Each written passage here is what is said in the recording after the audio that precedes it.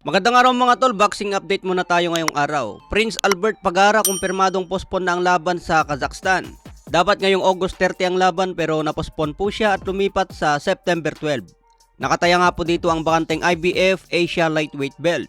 Taga-Russia ang kalaban na si Alexei Mazur. Parehas dadayo ang dalawa sa Kazakhstan para pag-agawan ang bakanteng IBF Asia. Pagkakataon na ito ni Pagara mga tol para muling makabalik sa world ranking. Kung papala rin sa kanyang karir, pwede pang umakyat sa ranking at magkaroon ng eliminator shot. Kailangan lang pagbutihin ni Pagara, dapat may panalo ang bawat laban. Sa iba pang balita, Floyd Mayweather nakipag-sparring na. Matangkad ang kalaban dito ni Floyd.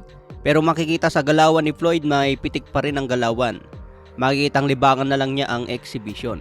Hindi na masyadong nagtre-training ngayon si Floyd, parang papawis na lang ang ginagawa niya. Pero binabayaran pa rin siya ng milyones para makita lang sa isang exhibition. Sinabi nga niya sa isang interview, hindi daw siya titigil sa pagkubra ng milyones hanggang kaya pa lumaban sa exhibition. Masaya daw siya sa ginagawa niya at nagbibigay pa rin ng entertainment. Sinabi pang mas malaki pa raw ang binabayad sa kanya sa exhibition kumpara sa mga pro boxer na lumalaban hanggang 12 rounds. Samahan pa ng sponsors, talagang matindi si Floyd. Sa iba pang balita, Jerwin Ancas versus Takuma Inoue inaayos na ni Sean Gibbons. Dalawang big fight ang inaayos ngayon ni Sean Gibbons sa Japan. Bakbakan ni Tapales versus Inoue, Jerwin Ancas versus Takuma Inoue.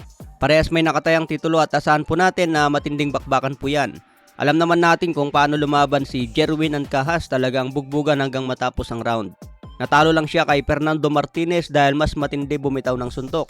Masipag bumato at kayang tanggapin ang banat ni Ancas. Kaya nga po dalawang beses natalo si Ancas kay Martinez. Pagdating kay Takuma Inoue, syempre abangan po natin kung kayang agawin ang kanyang WBA. Usapang Marlon Tapales versus Inoue, isang magandang laban din niya na dapat abangan ng sambayanang Pilipino. Si Tapales pa lang ang nag-iisang Pinoy na mapalaban sa undisputed belt. Hindi yan nangyari kay Pacman at Nonito Donaire.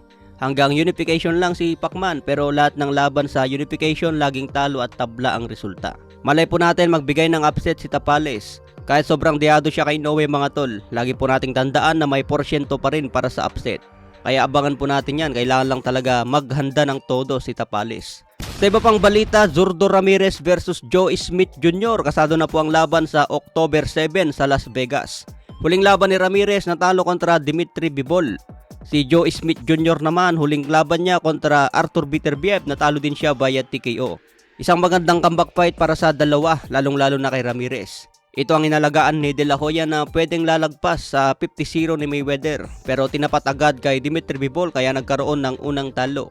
6 na laban na lang sana mga tol, maging 50-0 na, kaya sayang ang inalagaang kartada. Si Jaime Munguia na lang siguro ang natitirang alaga ni De La Hoya na pwedeng umabot sa 50-0. 8 laban na lang ang kailangan mga tol, kahit itapat muna siguro sa mga mahihina bago sumabak sa mga dekalidad na champion. Abutin muna yung 50-0, pwede siguro mangyari.